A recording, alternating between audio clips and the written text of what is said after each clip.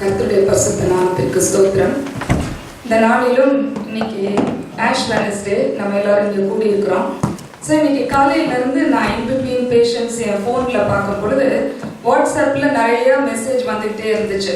அதாவது ash Wednesday பற்றி ஒரு ஷார்ட்டாக எல்லாரும் வந்து ஏதாவது ஒன்று அனுப்பிச்சுக்கிட்டே இருந்தாங்க. ஸோ நிறையா இன்பிட்வீன் பேஷன்ஸ் நான் அது வந்த உடனே டக்குன்னு அதை ஒரு ஸ்லைட்டாக டக்குன்னு வேகமாக ஸ்கிம் பண்ணி அதை ஸ்கேன் பண்ணி சரி என்ன அனுப்பியிருக்கிறாங்க அப்படின்னு சொல்லி பார்ப்பேன்.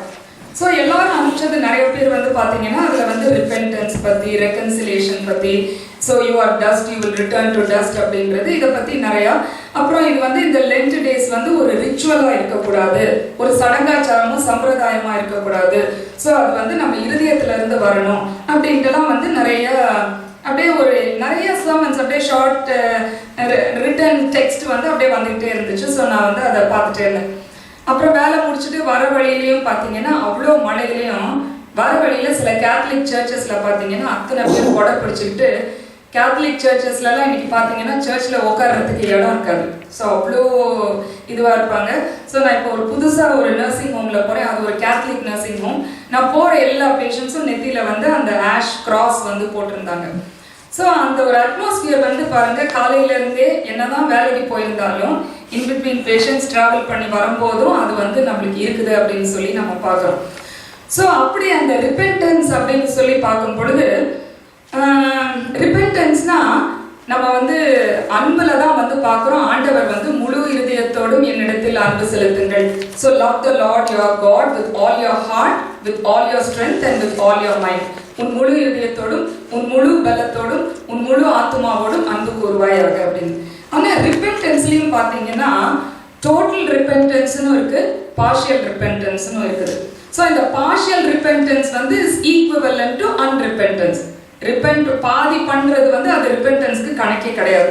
ஸோ எப்படி இந்த டோட்டல் ரிப்பென்டன்ஸ் அப்படின்றத நம்ம பார்க்குறோம். ஏன்னா சில பாருங்க இந்த லென்ட் டேஸ்ல சில பாவங்களை நான் விட்டு வச்சிருவேங்க, சில பாவங்களை நான் பண்ணிக்கிட்டே தான் இருப்பேன்.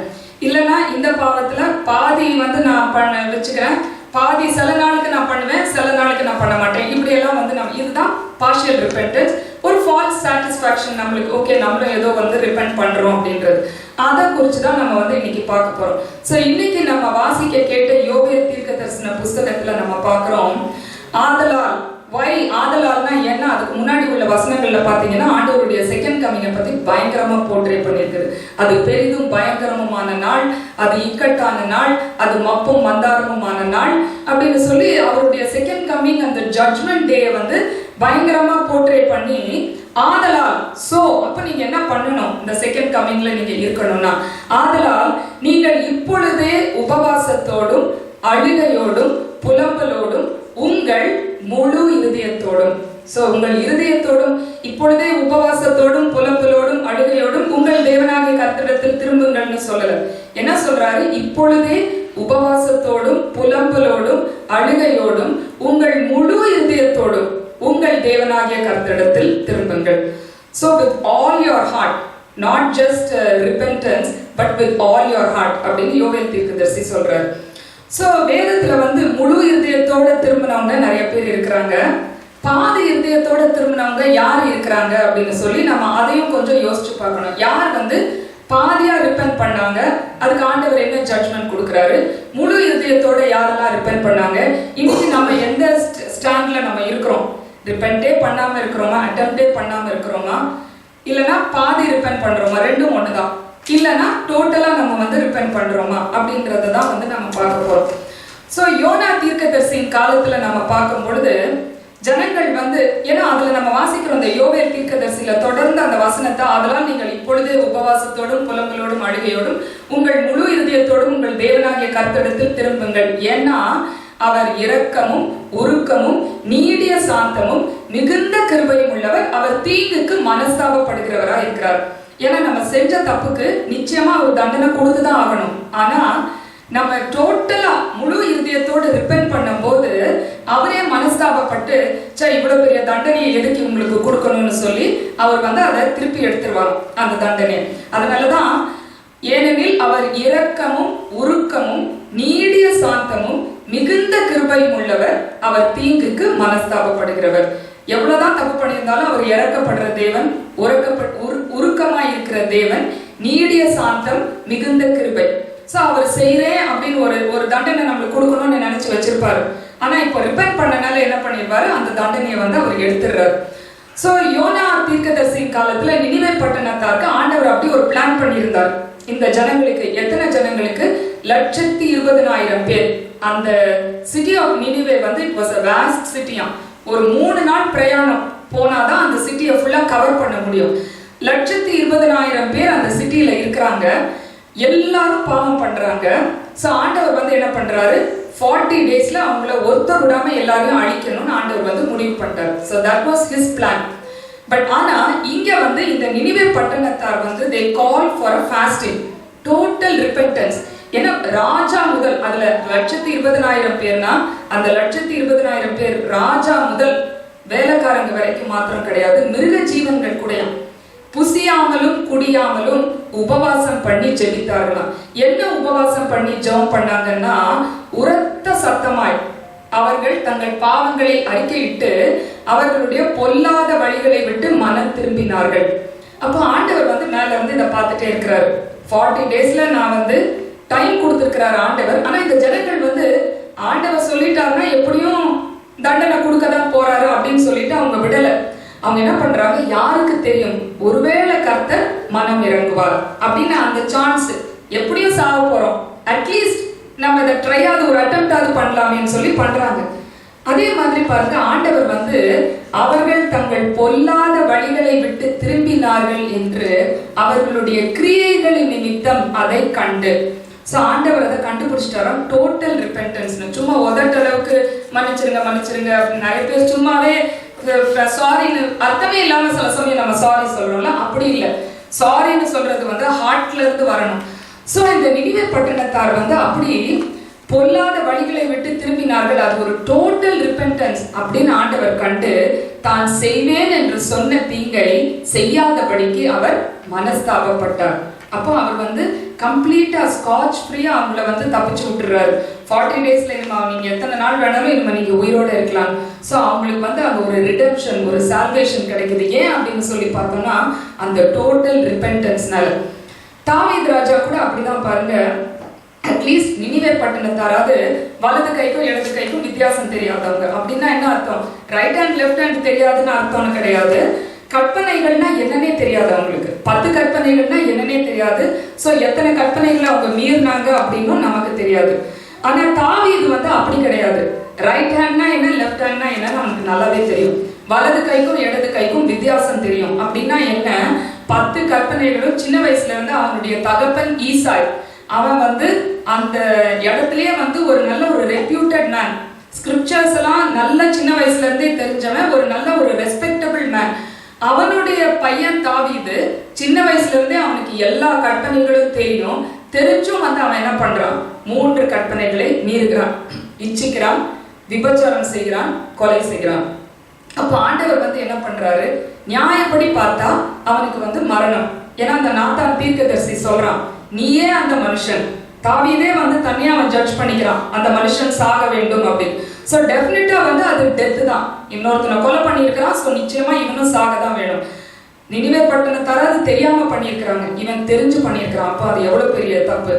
ஆனா அப்படி அவன் பண்ணக்கப்புறம் பாருங்க, ஆண்டவர்கிட்ட வந்து இந்த 51ஆம் சங்கீதத்துல உணர்த்தப்படும் பொழுது அவன் வந்து ஒரு டோட்டல் ரிப்பென்டன்ஸ். இப்போ நம்ம அதை தான் பாடணும், இந்த 51ஆம் சங்கீதத்தை. இதே சங்கீதத்தை எவ்ரி ஃப்ரைடே வந்து நம்ம வந்து இதே மாதிரி பாடுவோம்.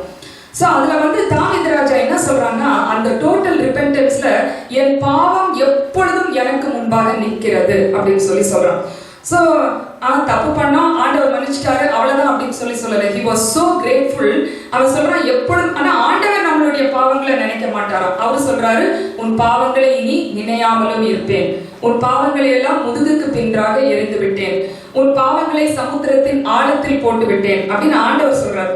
ஆனா தாவீது என்ன சொல்றான், என் பாவம் எப்பொழுதும் எனக்கு முன்பாக நிற்கிறது. சோ எப்பெல்லாம் வந்து அவன் அதையே நினைச்சு இவ்வளவு பெரிய ஒரு பாவ மன்னிப்பா ஆண்டவர் எனக்கு கொடுத்திருக்கிறாரே அப்படின்னு சொல்லி நன்றியுள்ள ஒரு உள்ளத்தோடு அவன் இருக்கிறதுக்காக வந்து அப்படி சொல்றான்னு சொல்லி பாக்குறோம். சோ அந்த டோட்டல் ரிப்பென்டன்ஸ் எப்படி வருது அப்படின்னு தெரிஞ்சா, திருப்பியும் நான் இதே தப்பை நான் பண்ணக்கூடாதுன்னு சொல்லிட்டு அந்த பரிசுத்த ஆவி என்னுடைய உள்ளத்துல நீங்க வச்சிருங்க ஆண்டவரே. சோ நான் திரும்ப திரும்ப ஏன்னா திரும்ப திரும்ப அதே தப்பு மனுஷங்க தான் செய்யறதுக்கு ஏதுவாக இருக்கும். அதனால அவன் சொல்றான், சுத்த இருதயத்தை என்னிலே சிருஷ்டியும், நிலைவரமான ஆவியை என் உள்ளத்திலே புதுப்பியும். சோ அந்த ஹோலி ஸ்பிரிட் இருந்தா திரும்ப திரும்ப தப்பு செய்ய முடியாது. சோ உடைய ரட்சணியத்தின் சந்தோஷத்தை திரும்பவும் எனக்கு தாரும். சோ அது எல்லாமே போனது. இப்போ அந்த டோட்டலா மனம் திரும்பி ஆண்டவர்கிட்ட வந்த உடனே என்ன ஆகுது, ரட்சணியத்தின் சந்தோஷம் அவனுக்கு திரும்பவும் கிடைக்குது. அப்ப அவன் என்ன பண்ணுவானா, பாவிகளுக்கு நான் உபதேசிப்பேன், அப்பொழுது நான் பாவிகளுக்கு நான் உபதேசிப்பேன், பாதகர் உம்மிடத்தில் மனம் திரும்பி வருவார்கள் அப்படின்னு சொல்றான். சோ பாருங்க, இவ்வளோ அநியாயம் அக்கிரமம் பண்ண தாவீது அவன் போய் பாவிகளுக்கு பிரசங்கம் பண்றான். அவனே அவ்வளவு பெரிய பாவம் எல்லாம் பண்ணியிருக்கான். ஆனா அவன் சொல்றான், நான் இந்த ரட்சணியத்தின் சந்தோஷம் கிடைச்சக்கு அப்புறம் பாவிகளுக்கு நான் உபதேசிப்பேன், அப்பொழுது பாதகர் உம்மிடத்தில் வருவார்கள். நம்ம ஏதோ மத்தேயு 28 அதிகாரத்துலதான் நம்ம நீங்கள் போய் சர்வ சிருஷ்டிக்கும் போய் சுவிசேஷத்தை பிரசங்கிங்கள் இல்லை. 51 சங்கீதத்திலேயே தாவீது என்ன சொல்றாரு, நான் மத்தவங்களுக்கு எனக்கு கிடைச்ச இந்த சந்தோஷத்தை, இந்த பாவம் மன்னிப்ப நான் மத்தவங்களுக்கும் நான் கொடுப்பேன் அப்படின்னு சொல்றான். சோ இங்க டோட்டல் ரிப்பென்டன்ஸ் தாவீதுக்கு கிடைச்ச உடனே ஆண்டவர் அவனை மன்னிக்கிறாருன்னு சொல்லி பாக்குறோம். ஆனாலும் கடவுளுக்குள்ள அவன் இருக்கிற ஒரு மனுஷன் இப்படி தப்பு பண்ணா அது சரியில்லைன்னு சொல்லி நாத்தான் ஒரு சில காரியங்களை அவன்கிட்ட சொல்றான்னு சொல்லி நம்ம பாக்குறோம். ஆனா அவன் செய்த தப்புக்கு ஆண்டவர் அங்க அவனுக்கு பாவ மன்னிப்பை கொடுக்கிறாரு அப்படின்னு சொல்லி நம்ம பாக்குறோம். அதே மாதிரி இது நம்ம நினிவே பட்டணத்தார் பாக்குறோம், தெரியாம செஞ்ச தப்புன்னு பாக்குறோம். தாவீது கற்பனைகள் எல்லாம் தெரிஞ்சும் தெரியாம தான் செய்யறான். ஆனா கற்பனைகள் எல்லாம் அறிந்தும் அவன் ஒரு கேர்லெஸ்ல அவன் அந்த பாவத்தை செய்யறான் அப்படின்னு சொல்லி பாக்குறோம். அடுத்தது ஒரு பேரபிள். இது உண்மையா நடந்த சம்பவம் கிடையாது. ஆனா இங்கேயும் நம்ம பார்த்தோம்னா இந்த கெட்ட குமாரன் பாருங்க, டோட்டல் ரிப்பென்டன்ஸ். சும்மா போயிட்டு எப்படியோ நைஸா போய் திருப்பியும் போய் தகப்பன்ட்ட போய்க்கலாம் அப்படின்ட்டு இல்ல. அவன் என்ன பண்றான், நான் எழுந்து என் தகப்பன் இடத்துக்கு போய், தகப்பனே பரத்துக்கு விரோதமாகவும் உமக்கு முன்பாகவும் பாவம் செய்தேன். நான் உங்களுக்கு மாத்திரம் துரோகம் பண்ணல, நான் கடவுள் முன்னாடியும் நான் தப்பு பண்ணியிருக்கிறேன் அப்படின்னு ஒரு டோட்டல் ரிப்பென்டன்ஸ்.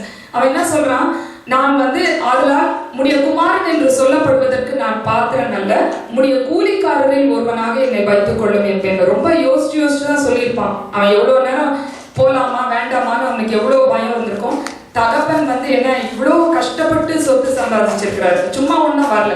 இஸ் நாட் அப்படியே பெரிய பிசினஸ் மேன்லாம் போடல. அவன் ஆஸ்தியை சேர்த்து வச்சிருக்கிறான். மொத்த ஆஸ்தியும் போய் இவன் காலி பண்ணிட்டு வந்திருக்கிறான். ஏதாவது பாதி காசுகளோட திரும்பி வந்திருந்தா கூட தகப்பன்ட்டு ஏதாச்சும் சொல்லலாம். ஒண்ணுமே இல்லை.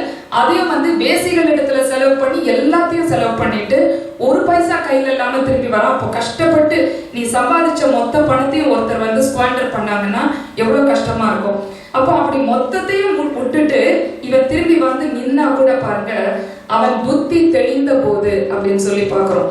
சோ அந்த புத்தி தெளிந்த போது, அந்த டோட்டல் ரிப்பென்டன்ஸோட அவன் வரும்போது அங்க அவனுக்கு ஒரு பாவ மன்னிப்பு கிடைக்குது அப்படின்னு சொல்லி பாக்குறோம். சோ இதுல இருந்து நம்மளுக்கு என்ன தெரியுதுன்னா, டோட்டல் ரிப்பென்டன்ஸ். நினிவே பட்டணத்தார் மாதிரி ஒண்ணுமே தெரியாம நம்ம செஞ்சிருக்கலாம். தாவீதை போல தெரிஞ்சும் சில சமயம் சில காரியங்கள்னால, கேர்லெஸ்னஸ்னால, நெக்லெக்ட்னால நம்ம அந்த பாவங்களை செஞ்சிருக்கலாம். இல்லைன்னா இந்த பேரபிள்ல தெரிஞ்ச மாதிரி இருந்திருக்கலாம். பட் டோட்டலா நம்ம கடவுள்கிட்ட வரும்பொழுது அவர் என்ன பண்றாரு, தீங்குக்கு மனஸ்தாபப்படுகிறவராக இருக்கிறார். நம்ம சில தண்டனைலாம் ஆண்டவர் பிளான் பண்ணி வச்சிருப்பாரு.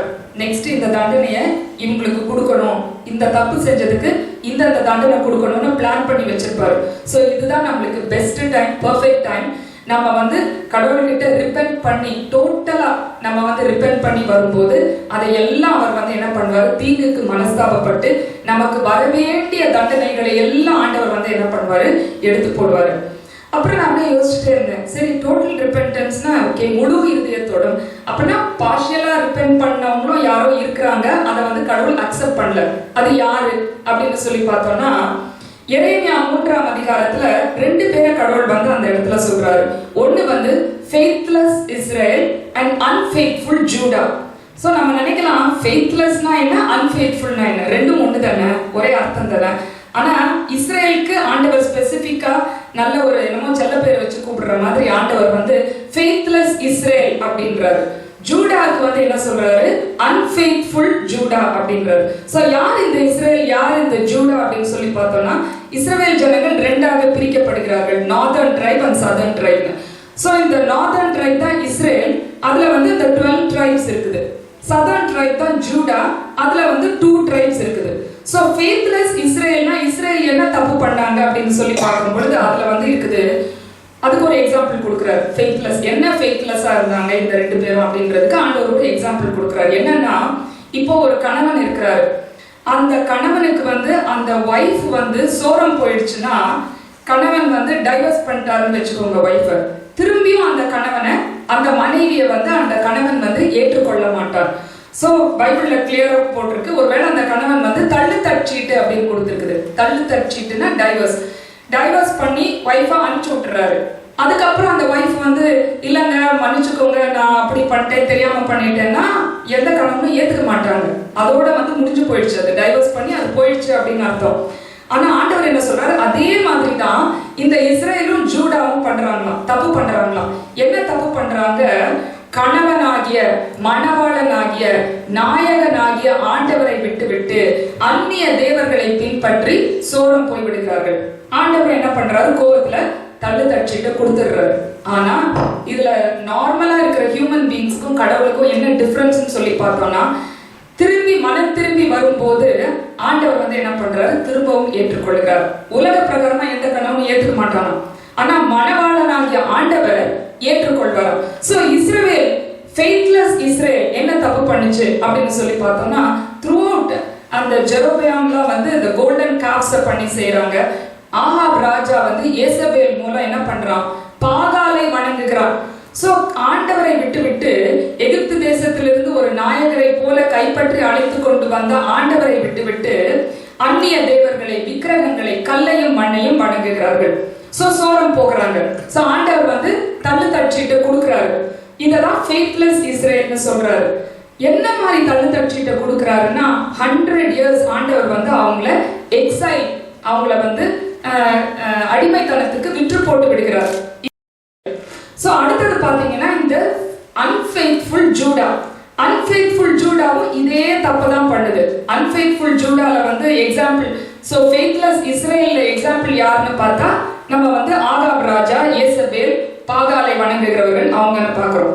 இந்த யூதா கோத்திரத்துல இருக்கிறவங்க யாருன்னு பாத்தீங்கன்னா சாலமோன் ராஜா. இந்த சாலமோன் வந்து என்ன பண்றான், ஃபாரின் வைஃப்ஸ், அந்நிய ஸ்திரீகளை திருமணம் பண்ணி அவர்களுடைய கடவுள், அவர்களுடைய தேவர்களை அவன் வணங்கி சோரம் போகிறான் அப்படின்னு சொல்லி பாக்குறோம்.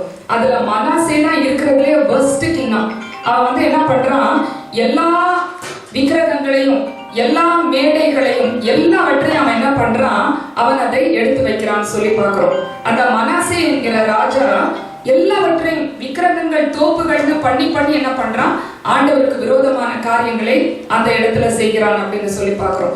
சோ அப்ப ஆண்டவர் வந்து என்ன பண்றாரு, ஜூடாவை பார்த்து அன்ஃபெய்த்ஃபுல் ஜூடா அப்படின்னு சொல்லி சொல்றாரு. ஆனா பாருங்க, இந்த ஜூடா வந்து இஸ்ரவேலுக்கு ஆண்டவர் இவ்வளவு தண்டனை கொடுத்திருக்கிறாரே அப்படின்னு சொல்லி அதை கண்ணால பார்த்தும் திருந்தவே இல்லையா. சோ இன்னொருத்தவங்களுக்கு நம்ம பண்ண அதே தப்புக்கு ஆண்டவர் இன்னொருத்தருக்கு தண்டனை கொடுத்திருக்கிறாங்கன்னு கண்ணால பாக்குறாங்க. பார்த்துட்டும் என்ன பண்ணுது, இந்த ஜூடா வந்து மனம் திரும்பாமல் இருக்கிறது. அப்புறம் அதுக்கு அடுத்தது ஒண்ணு போடுறாங்க, வாசிக்கிறோம். எரேமியா தீர்க்கதரிசி சொல்றாரு, மனம் திரும்பாம இருக்கிறது ஒரு பக்கம், இன்னொரு பக்கம் கள்ளத்தனமாய் திரும்புகிறான். முழு இருதயத்தோடு திரும்பாமல் கள்ளத்தனமாய் திரும்பினாள் அப்படின்னு பாக்குறோம். இதுதான் பார்ஷியல் ரிபெண்டன்ஸ். சோ ஃபர்ஸ்ட் இன்னொருத்தருக்கு ஒரு தண்டனை கிடைக்கும் போதே நம்ம நீதிமொழிகள்ல எல்லாம் பாக்குறோம்ல, ஒரு புத்திமான் ஞானி வந்து என்ன பண்ணுவான், மூடனுக்கு தண்டனை வரும்போது அதை பார்த்து, அதுக்கு முன்னாடி அவனே அதை பார்த்து தன்னை திருத்திக்குவான். தண்டனை வந்ததுக்கு அப்புறம் தான் திருத்துறதை விட்டுட்டு இன்னொருத்தருக்கு வர தண்டனையை பார்த்துட்டு நம்ம அதுக்கு முன்னாடியே நம்ம திருந்திடணும். சோ இந்த யூதா வந்து இஸ்ரவேலுக்கு வருகிற தண்டனையை பார்த்து திருந்தல. சரி, திருந்தாம இருக்கிறதோட இல்லாம என்ன பண்ணுதான், தன் சகோதரியாகிய இஸ்ரவேல் பாவம் பண்ணினதை பார்த்து, இது சரி ஆண்டவர் அவளை தண்டிச்சிட்டா, 100 வருஷம் ஆண்டவர் வந்து இப்படி பண்ணிட்டாங்க, சோ நம்மளுக்கு அந்த தண்டனை வரக்கூடாதுன்ட்டு கள்ளத்தனமாய் திரும்பினாள் அப்படின்னு சொல்லி நம்ம பாக்குறோம். அப்போ ஆண்டவர் வந்து நிச்சயமாக அதை வெறுக்கிறாருன்னு சொல்லி பாக்குறோம். அதனால திரும்பியும் யூதாவுக்கும் என்ன பண்றாரு, ஆண்டவர் தண்டனை கொடுக்கிறாரு. பட் 100 years டைம் இருக்குது. இஸ்ரவேல் தேசம் வந்து, இஸ்ரவேலர் வந்து தண்டனை அனுபவிச்சக்கு அப்புறம் 100 வருஷம் ஒரு கிரேஸ் பீரியட் யூதாவுக்கு இருந்துச்சு. பட் இந்த ஜூடா வந்து அதை பார்த்து மனம் திரும்பவே இல்லை. என்ன சொல்லிடுச்சு ஜூடா? அதெல்லாம் நம்மளுக்கெல்லாம் வராது, அதெல்லாம் கடவுள் வந்து ஒரு அன்புள்ள கடவுள். God is a loving God. He will not destroy us. அவர் எப்பொழுதும் கடிந்து கொள்ளார், என்றைக்கும் கோபம் கொண்டார். இப்படி நம்மளுக்கு சாதகமான வசனங்களை வச்சு வச்சு யூதா வந்து என்ன பண்ணுச்சு? She started pampering herself. அது வந்து அந்த தண்டனையை வந்து ஒரு சும்மா ஸ்லைட்டன் பண்ணி அதை மினிமைஸ் பண்ணி அதெல்லாம் ஒண்ணுமே இல்லை, நம்மளுக்கு ஆகாது. ஏன்னா இஸ்ரவேல் தேசத்துக்கு ஆண்டவர் தண்டனை கொடுத்து 100 வருஷம் ஒண்ணுமே ஆகல. சோ ரொம்ப வருஷம் ஆண்டவர் நம்மளுக்கு தண்டனையே கொடுக்காம இருந்த உடனே நம்மளுக்கு இதெல்லாம் நடக்காது, இதெல்லாம் ஒண்ணும் ஆகாதுன்னு ஒரு காம்ப்ளசன்சிக்குள்ள வந்துடுறோம். அப்பதான் ஆண்டவர் யூதாவையும் தண்டிக்கிறாரு அப்படின்னு சொல்லி பாக்குறோம். சோ பட் ஆனா யூதா திரும்பிச்சு தானே, ஓரளவுக்கு அட்லீஸ்ட் மேட் அன் அட்டெம்ப்ட் அப்படின்னு சொல்லி நம்ம நினைக்கலாம். பட் கள்ளத்தனமாய் மனம் திரும்பினாலே ஒழிய முழு இருதயத்தோடு மனம் திரும்பவில்லை அப்படின்னு சொல்லி பாக்குறோம். அதனாலதான் இந்த நாள்ல இந்த ஆஷ் வெட்னஸ்டேல எல்லா இடத்துலயும் வந்து we see messages about repentance and reconciliation and going back to God. இதெல்லாம் நம்ம பார்க்கறோம்னா ஆண்டவர் வந்து டோட்டல் ரிப்பென்டன்ஸ் நம்ம இடத்துல எதிர்பார்க்கிறார். அததான் நம்ம இந்த யோவேல் தீர்க்கதரிசன புத்தகத்துல வாசிக்கிறோம். அதெல்லாம் இப்பொழுதே இன்னொரு நாள் அப்படின்னு நம்ம போஸ்ட்போன் பண்ணா மேபி நாளைக்கே கூட ஆண்டவர் வந்து அந்த தண்டனை நம்மளுக்குன்னு பிளான் பண்ணி வச்சிருக்கலாம். நம்ம இந்த செகண்டே ரிப்பென்ட் ஆயிட்டோம்னா வரவேண்டிய தண்டனையை நாம் தடுத்து நிறுத்தலாம். அதனால் இப்பொழுதே நீங்கள் உபவாசத்தோடும் அழுகையோடும் புலம்பலோடும் உங்கள் முழு இதயத்தோடும் உங்கள் தேவனாகிய கர்த்தரிடத்தில் திரும்புங்கள். அவர் இரக்கமும் மன உருக்கமும் நீடிய சாந்தமும் மிகுந்த கிருபை உள்ளவர், அவர் தீங்குக்கு மனஸ்தாபப்படுகிறவருமாயிருக்கிறார் அப்படின்னு நம்ம மனம் திரும்பி இப்பொழுதே ரட்சணிய நாள், இதுவே அனுக்கிரக காலம் அப்படின்னு சொல்லி இப்பொழுதே நம்ம மனம் திரும்பும் பொழுது, ஒருவேளை நம்ம ஏதாவது ஒரு சில காரியங்கள்ல பார்ஷியல் ரிப்பென்டன்ஸ் சொல்லி நம்ம இருந்தோம்னா that is unrepentance. அப்பனா நம்ம we are still faithless like Israel or we are still unfaithful like Judah அப்படின்னு டோட்டலா முழு இதயத்தோடு நம்ம ஆண்டவரிடத்துல மனம் திரும்பும் பொழுது நமக்கு வரவேண்டிய தண்டனைகளை ஆண்டவர் தடுத்து நிறுத்துவார் என்கிற நம்பிக்கையோடு இந்த நாளுக்குள், இந்த லெந்து நாட்களுக்குள் நாம் தொடர்ந்து கடந்து செல்ல கர்த்தர் தாமே நம் ஒவ்வொருவருக்கும் அப்படிப்பட்ட கிருபைகளையும் ஆசீர்வாதங்களையும் தந்தருள்வாராக. ஆமென்.